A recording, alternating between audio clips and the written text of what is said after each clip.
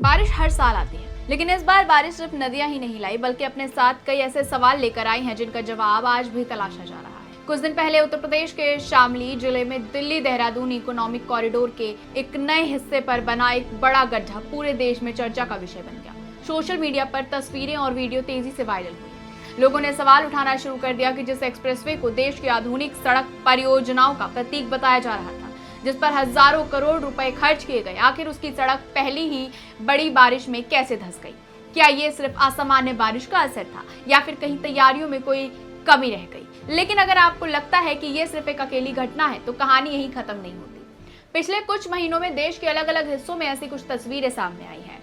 कहीं नई बनी सड़क की सतह उखड़ गई तो कहीं पहाड़ से मलबा आकर करोड़ों की परियोजना रोक गया, कहीं हाईवे गड्ढों में बदल गया और कहीं पूरी सड़क ही बारिश की तेज बहाव में बह गई। हर घटना के बाद अलग अलग सरकारी एजेंसियों ने अपना कारण बताया, कहीं जांच बैठी तो कहीं अधिकारियों पर कार्रवाई हुई और कहीं मरम्मत भी कराई गई। लेकिन जब इन सभी घटनाओं को एक साथ जोड़कर देखा जाता है तो एक बड़ा सवाल सामने आता है कि क्या भारत की नई सड़क परियोजनाएं वास्तव में हर साल आने वाले मानसून की चुनौती के लिए पूरी तरह तैयार हैं, या फिर हर बारिश हमें वही पुराना सबक दोहरा कर चली जाती है। सबसे पहले बात करते हैं उस घटना की जिसने हाल के दिनों में सबसे ज्यादा सुर्खियां बटोरी, दिल्ली देहरादून इकोनॉमिक कॉरिडोर। इन परियोजनाओं का उद्देश्य दिल्ली और देहरादून के बीच यात्रा समय को काफी कम करना है और इसे उत्तर भारत की सबसे महत्वपूर्ण एक्सप्रेसवे परियोजना में गिना जाता है। लेकिन भारी बारिश के बाद शामली के पास सड़क का एक हिस्सा धंस गया। सड़क पर बना गड्ढा देखते ही देखते सोशल मीडिया पर वायरल हो गया। तस्वीरें सामने आते ही निर्माण की गुणवत्ता पर सवाल उठने लगे और राजनीतिक प्रतिक्रियाएं भी शुरू हो गई। लेकिन इस पूरे मामले में राष्ट्रीय राजमार्ग प्राधिकरण यानी NHAI ने विस्तृत स्पष्टीकरण जारी किया। आधिकारिक बयान में कहा गया कि सड़क के धंसने का कारण निर्माण सामग्री की विफलता नहीं बल्कि उस स्थान पर बारिश के कारण स्थानीय स्तर पर पानी का अत्यधिक जमाव। NHAI के अनुसार वहां स्थायी क्रॉस ड्रेनेज सिस्टम का कमिश्निंग कार्य अभी पूरी तरह पूरा नहीं हुआ था। इसी वजह से पानी जमा हुआ और सड़क का एक हिस्सा प्रभावित हो गया। एजेंसी ने यह भी बताया कि क्षतिग्रस्त हिस्से की तुरंत मरम्मत कर यातायात बहाल कर दिया गया, यानी आधिकारिक तौर पर इसे ड्रेनेज से जुड़ी समस्या बताया गया है, न कि पूरे एक्सप्रेसवे की संरचनात्मक विफलता। लेकिन यहीं से सबसे अहम सवाल शुरू होता है, अगर किसी एक्सप्रेसवे का ड्रेनेज सिस्टम पूरी तरह तैयार नहीं था तो क्या उसे मानसून की परिस्थितियों के लिए पर्याप्त रूप से सुरक्षित माना जा सकता था? क्योंकि किसी भी आधुनिक एक्सप्रेसवे में केवल मजबूत सड़क बनाना ही पर्याप्त नहीं होता, बल्कि बारिश के पानी की सुरक्षित निकासी भी उसी का अभिन्न हिस्सा होती है। यही वजह है कि इस घटना के बाद NHAI ने केवल स्पष्टीकरण देकर मामला खत्म नहीं किया। एजेंसी ने परियोजनाओं से जुड़े अधिकारियों की जिम्मेदारी भी तय करनी शुरू की। परियोजना निदेशक को कारण बताओ नोटिस जारी किया गया, कुछ अधिकारियों को निलंबित किया गया और संबंधित ठेकेदार के खिलाफ कार्रवाई की प्रतिक्रिया शुरू हुई। इसके साथ ही NHAI ने सबसे पहले ये निर्णय लिया कि परियोजनाओं के अन्य महत्वपूर्ण हिस्सों का तकनीकी निरीक्षण कराया जाए ताकि भविष्य में ऐसी घटनाओं की पुनरावृत्ति न हो। यानी सरकारी एजेंसी ने स्वयं माना कि केवल मरम्मत कराना पर्याप्त नहीं है, बल्कि ये भी देखना जरूरी है कि कहीं ऐसी स्थिति अन्य स्थानों पर भी तो नहीं बन सकती। यही वो बिंदु है जहां ये घटना केवल एक गड्ढे की कहानी नहीं रह जाती। सवाल सड़क की मजबूती से आगे बढ़कर परियोजनाओं की तैयारी, ड्रेनेज प्रबंधन और गुणवत्ता नियंत्रण तक पहुंच जाता है। क्योंकि जनता के लिए सबसे महत्वपूर्ण बात ये नहीं होती कि मरम्मत कितनी जल्दी हो, बल्कि ये होती है कि ऐसी नौबत आई ही क्यों। और शायद इसी सवाल का जवाब खोजने के लिए अब हमें देश के दूसरे हिस्सों की ओर भी देखना होगा, क्योंकि दिल्ली देहरादून एक्सप्रेसवे अकेला मामला नहीं था। इसके बाद कई ऐसी घटनाएं सामने आई जिन्होंने ये बहस और तेज कर दी कि आखिर भारत की नई सड़क परियोजनाएं पहली बड़ी बारिश में कैसे परीक्षा दे रही हैं। लेकिन अगर देहरादून एक्सप्रेसवे की घटना को एक अपवाद मान लिया जाए तो शायद हम पूरी तस्वीर को देख नहीं पाएंगे, क्योंकि इससे पहले भी देश के अलग अलग हिस्सों में ऐसी खबरें सामने आ चुकी हैं जिन्होंने नई सड़क परियोजनाओं की मानसून तैयारियों पर सवाल खड़े किए हैं। इनमें सबसे ज्यादा चर्चा जिस परियोजना की हुई वो थी उत्तर प्रदेश का Lucknow Kanpur greenfield elevated expressway. करीब 4200 करोड़ की लागत से तैयार इस परियोजना को उत्तर प्रदेश की महत्वपूर्ण कनेक्टिविटी परियोजना में गिना जाता है।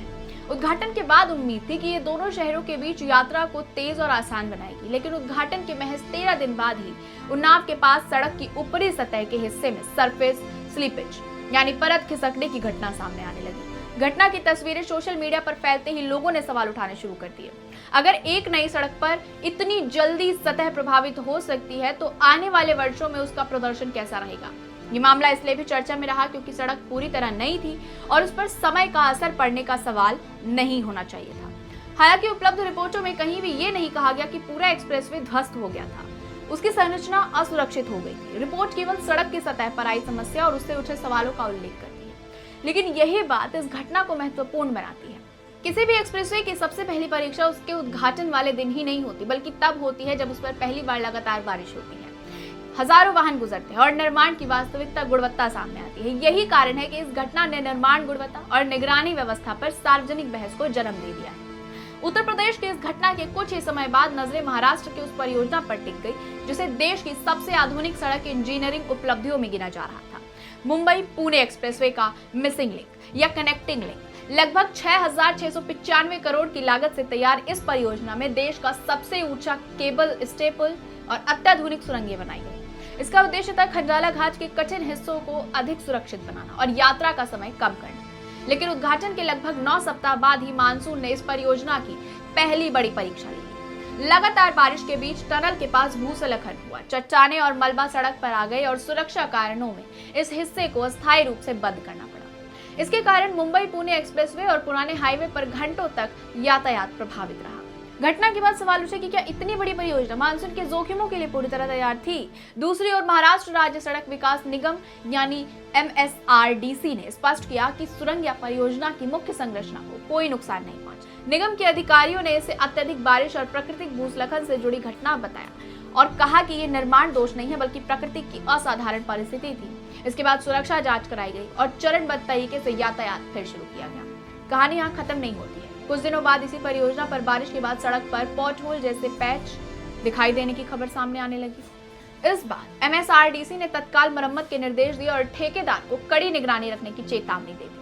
अधिकारियों को निर्देश दिया गया कि पूरे हिस्से की नियमित निगरानी की जाए ताकि यदि कोई नई खराबी दिखाई दे तो उसे तुरंत ठीक किया जा सके। इसके समांतर IIT बॉम्बे से भी तकनीकी सुझाव लिए गए। विशेषज्ञों ने पहाड़ी ढलानों पर अतिरिक्त steel wire mesh, rock anchor, पानी की निकासी की बेहतर व्यवस्था और ढलानों को अधिक स्थिर बनाने जैसे उपाय सुझाए ताकि भविष्य में अत्यधिक वर्षा की स्थिति में भी इस मार्ग की सुरक्षा और मजबूती बनी रहे। यानी यहाँ केवल मरम्मत ही नहीं हुई बल्कि भविष्य के लिए इंजीनियरिंग समाधान भी तलाशे गए। इन घटनाओं के बीच एक बात बार बार सामने आती है, हर परियोजना की अपनी भौगोलिक चुनौतियां हैं। उत्तर प्रदेश के मैदानों की समस्या अलग है जबकि पश्चिमी घाट की पहाड़ों की चुनौतियां अलग हैं। लेकिन जनता का सवाल हर जगह लगभग एक जैसा है, क्या मौसम की इन चुनौतियों को परियोजना की योजना और निर्माण के दौरान पूरी गंभीरता से शामिल किया गया था, और यदि किया गया था तो पहली ही बारिश में इतनी जल्दी सुधार और अतिरिक्त उपायों की आवश्यकता क्यों पड़ रही है। यही सवाल इस पूरी बहस का केंद्र बनता जा रहा है। अगर उत्तर प्रदेश और महाराष्ट्र के इन दोनों मामलों को एक साथ जोड़कर देखें तो बात एक साफ दिखाई देती है। एक जगह नई सड़क की सतह सवालों के घेरे में आई तो दूसरी तरफ प्रकृति ने पहाड़ी इंजीनियरिंग की सबसे कठिन परीक्षा ली। लेकिन मानसून की चुनौतियां यही खत्म नहीं हुई। कुछ ही दिनों बाद देश की आर्थिक जीवन रेखा कहे जाने वाले मुंबई अहमदाबाद हाईवे से ऐसी तस्वीर सामने आई जिसने रोज इस मार्ग से सफर करने वाले हजारों लोगों की मुश्किलें बढ़ा दी। लगातार बारिश के बाद थाने के काशीमीरा और घोड़बंदर क्षेत्र में सड़क पर बड़े बड़े गड्ढे बन गए। नतीजा ये हुआ कि रोजाना चलने वाले वाहनों की रफ्तार अचानक धीमी पड़ गई और कई किलोमीटर लंबा जाम लगने लगा। ये सिर्फ लोगों की शिकायत तक सीमित मामला नहीं था। समाचार रिपोर्ट के अनुसार काशीमीरा ट्रैफिक पुलिस ने सड़क की स्थिति को गंभीर मानते हुए संबंधित नगर निगम को नोटिस जारी किया और जल्द से जल्द मरम्मत कराने को कहा। पुलिस का कहना था कि गड्ढों के कारण न केवल ट्रैफिक बाधित हो रहा था बल्कि दुर्घटनाओं का खतरा भी बढ़ रहा था। इसके बाद संबंधित एजेंसियों द्वारा मरम्मत का काम शुरू कराया गया ताकि यातायात सामान्य किया जा सके। ये घटना एक बार फिर यही याद दिलाती है कि किसी भी व्यस्त राष्ट्रीय मार्ग पर सड़क का रखरखाव निर्माण जितना ही महत्वपूर्ण होता है, क्योंकि लाखों लोगों के लिए सुरक्षित सफर उसी पर निर्भर करता है। अब रुक करते हैं उत्तराखंड की ओर। यहाँ की कहानी बाकी मामलों से थोड़ी अलग है, क्योंकि यहाँ चुनौती केवल सड़क बनाने की नहीं है बल्कि हिमालय जैसे संवेदनशील भूभाग में उसे सुरक्षित बनाए रखने की। लगातार बारिश के बाद गंगोत्री हाईवे के आसपास पहाड़ों में दरारें बढ़ने लगी। रिपोर्ट में बताया गया कि इन दरारों के कारण मलबा खिसकने का खतरा बढ़ गया था और इसका असर हाईवे से जुड़े पुल तक पहुंच सकता था। प्रशासन ने स्थिति को गंभीर मानते हुए लगातार निगरानी शुरू की और जोखिम वाले हिस्सों पर विशेष नजर रखने के निर्देश दिए। इस मामले में कहीं भी ये दावा नहीं किया गया था कि पुल टूट गया था या सड़क ध्वस्त हो गई थी, बल्कि पूरी चिंता संभावित खतरे को लेकर थी ताकि समय रहते आवश्यक कदम उठाए जा सके। ये उदाहरण बताता है कि कई बार सड़कों के सामने सबसे बड़ी चुनौती निर्माण की नहीं बल्कि प्रकृति की होती है, जहां हर फैसला मौसम और भूगर्भीय परिस्थितियों को ध्यान में रखकर लेना पड़ता है। लेकिन मानसून के सबसे कठिन तस्वीरों में से एक महाराष्ट्र के पालघर जिले से सामने आई। दहानू बोडी रोड। लगातार बारिश के दौरान पानी का बहाव इतना तेज था कि सड़क का लगभग 160 मीटर लंबा हिस्सा ही बह गया। सड़क टूटते ही दोनों ओर संपर्क प्रभावित हुए और लोगों को लंबा वैकल्पिक रास्ता अपनाना पड़ा। लेकिन इस मामले में लोक निर्माण विभाग यानी PWD ने तुरंत आपातकालीन मरम्मत अभियान शुरू किया। समाचार रिपोर्ट के अनुसार विभाग ने लगातार काम करते हुए करीब 2 दिनों के भीतर क्षतिग्रस्त हिस्से को फिर से यातायात के लिए तैयार कर दिया। ये घटना बताती है कि प्राकृतिक आपदा को हर बार रोका नहीं जा सकता, लेकिन उसके बाद प्रशासन कितनी तेजी से प्रतिक्रिया देता है, ये भी उतना ही महत्वपूर्ण है। अब जरा इन सभी घटनाओं को एक साथ रख के देखिए। दिल्ली देहरादून एक्सप्रेसवे हो, सड़क धंसने के बाद एनएचएआई ने स्थानीय जल भराव और अधूरे क्रॉस ड्रेनेज सिस्टम का कारण बताया। एजेंसी ने केवल मरम्मत ही नहीं कराई, बल्कि अधिकारियों के खिलाफ कार्रवाई भी शुरू और परियोजना के अन्य हिस्सों का तकनीकी निरीक्षण कराने का फैसला लिया। लखनऊ कानपुर एक्सप्रेसवे में नई सड़क की सतह प्रभावित होने के बाद गुणवत्ता को लेकर सवाल उठने लगे।